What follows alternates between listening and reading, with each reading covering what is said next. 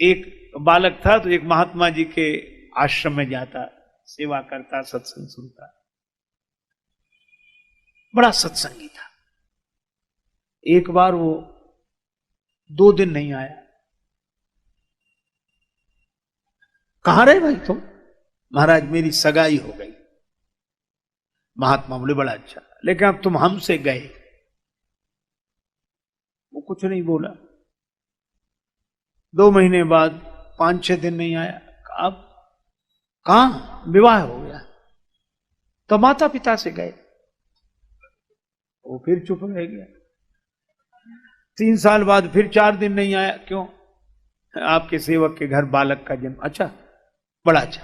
अपने आप से भी गए तो वो पीछे पड़ा।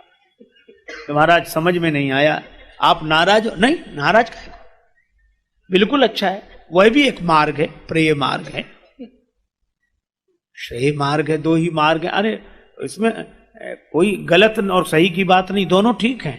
अरे भाई बड़े शहर में 2 सड़कें होती हैं, एक बीच बाजार से जाती है, एक बाईपास रोड जाता है। आगे जाके तो सड़कें एक ही होती है, तो 2 ही है। जो विरक्त हैं वो मानो संसार के शहर के बाईपास रोड से निकल गए। जो गृहस्थ हैं वो बीच बाजार में बेचारे जाम में फंसते, धक्का फक्का खाते, जैसे बना वैसे किसी तरह अपनी गाड़ी निकाल के ले गए। पर आगे तो सड़क एक ही होनी है। लेकिन भाई बड़ी बहादुरी है गृहस्थों की। बाईपास रोड तो वैसे ही खाली पड़ा रहता है, चाहे कोई निकल जाए। वो तो बना ही इसलिए कोई झंझट ना हो। झंझट तो उनका है जो प्रवृत्ति के बाजार से निकलते हैं। तो महात्मा जी ने कहा कि बुरी बात नहीं, विवाह भी कोई पैसा थोड़े है। एक आदमी कह रहा था कि विवाह, देखो विवाह में चरित्र की प्रधानता हो, विवाह में धर्म की प्रधानता हो, विवाह में कर्तव्य की प्रधानता हो, विवाह में प्रेम का आदर्श हो, चरित्र का आदर्श, मर्यादा का आदर्श हो, तो विवाह है। विवाह माने वाह। और जहां न चरित्र न कुछ वासना और दुनिया भर के विकृतियों से भरकर संबंध जुड़े तो विवाह नहीं होता, वो विवाह होता है जिसमें आह आह बनी रहे। तो भगवान ने, तो महात्मा जी ने कहा कि भाई तुमने विवाह किया है तो वाह है। बोले सो बात नहीं महाराज, साफ साफ कहो। आप कह रहे थे कि हमसे गए, माता पिता से गए, अपने आप से गए।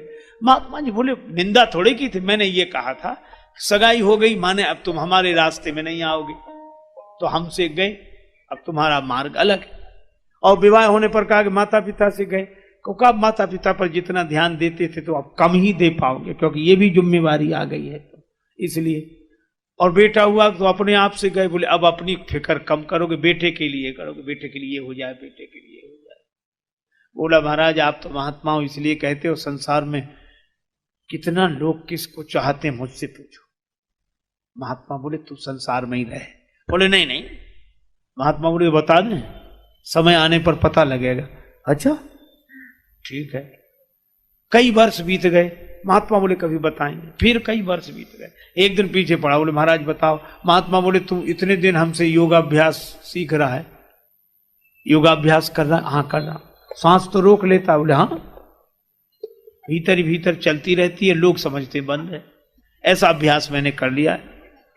तो बोले बस यही प्रयोग करना तू घर में जाके कल। वो सांस रोक के पड़ गया। तो क्या हो गया, क्या हो गया? माता पिता परिवार सब रोने लगे। क्या हुआ? क्या? कई उपचार करने वाले आए, पता ही नहीं। अंत में इनके गुरुजी को बुलाओ, बाबा जी के पास जाता था। साधु लोग तो ऐसे मौके पे याद आते हैं कि उनको बुलाओ।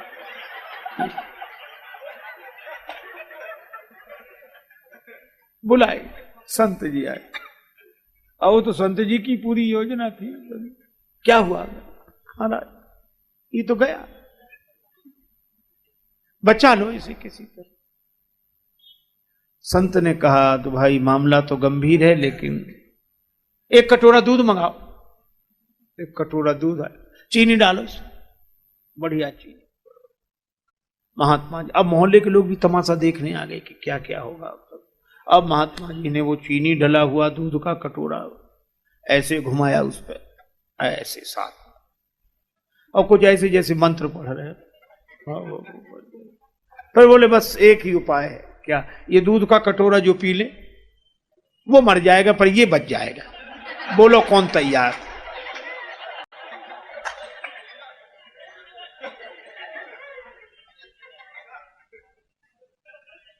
पिता ने रोते हुए कहा हम इसे चाहते तो बहुत हैं पर इतना नहीं चाहते। अब उसकी उम्र पूरी हो गई तो गया, अब किसी के प्रारब्ध में क्यों छेड़छाड़ करे।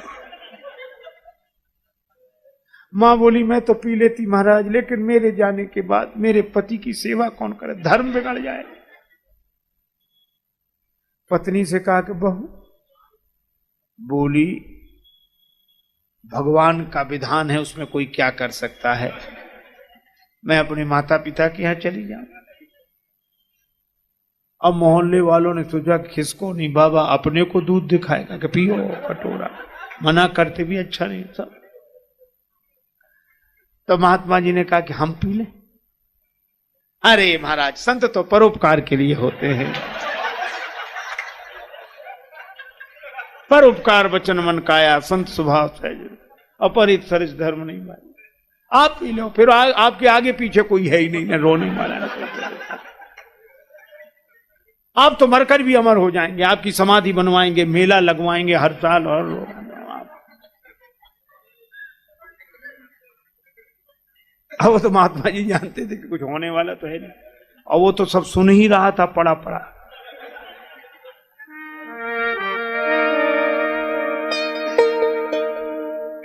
पीकर दूध संत ने लीनी एक डकार, यही बोले उठ बेटा चल मेरे संग अब देख लिया संसार। बेटा देख लिया संसार, जिन्हें हम हार समझे थे गला अपना सजाने को, वही अब नाग बन बैठे हमारे काट खाने को। देखो सबसे ज्यादा दुखी आदमी को करती है आशा, और जब आशा पूरी नहीं होती तो व्यक्ति छटपटाता है, पागल होता है और कहता हमें इनसे ऐसी आशा नहीं थी। अच्छा सोचता है कि गलती इनकी, हमें इनसे ऐसी आशा, गलती अपनी, आशा ही क्यों थी, वही तो परेशान करती है। सोचो तनिक कामना अपनी जीवन में दुख सुख भरती है, नहीं दूसरा दोषी कोई आशा ही निराश करती है। नहीं दूसरा दोषी कोई आशा ही निराश करती है। क्षण भंगुर विषयों से सुख का स्थायी आधार न मांगो, प्यार करो पर प्यार न मांगो। प्यार करो पर प्यार न मांगो, गैरों से क्या अपनों से भी सपनों का संसार न मांगो। गैरों से क्या अपनों से भी सपनों का संसार न मांगो। तुम्हें दिखाई देती है जो बसी हुई बस्ती यारों की, धोखे में मत आ जाना, ये दुनिया है दुकानदारों की। अब व्यवसायी से निश्चल मन का प्रेम भरा व्यवहार न मांगो, प्यार करो पर प्यार न मांगो। जिसने जगत बनाया जग में उसकी ही इच्छा चलती है, जिसने जगत बनाया जग में उसकी ही इच्छा चलती है। बात कभी की अलग, हमेशा दिल की दाल नहीं गलती है।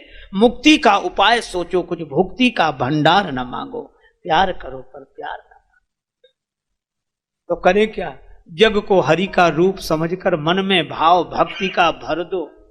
प्रभु की सत्ता सिंधु सरित सा अपना अहम विसर्जित कर दो। छूट जाएगा रोना, अपने होने का अधिकार न मांगो, प्यार करो पर प्यार न मांगो। देखो फलदायी वृक्षों को कितने नम्र रहा करते हैं, देखो फलदायी वृक्षों को कितने नम्र रहा करते हैं। फल वाले होकर पत्थर का कठिन प्रहार सहा करते हैं। सीखो यह स्नेह दे करके बदले में सत्कार न मांगो, प्यार करो पर प्यार न मांगो। है अनेक में एक यही तो मिलता है उपदेश यहाँ, सभी राम का रूप है पगले रंक और राजेश कहाँ। इसी दृष्टि से सृष्टि बदल दो, रिपु का भी प्रतिकार न मांगो, प्यार करो पर प्यार न मांगो। महात्मा जी ने कहा कि बेटा आशा रखी थी उसी का ये परिणाम, इसीलिए अपने यहां संसार में रहने के लिए मना नहीं किया, आसक्त होने के लिए मना किया। आशा के कारण आसक्त हो जाते। यही आशा अटिको रहो अली गुलाब के मूल, हुई है बहुरी बसंत ऋतु इन डारन पे फूल।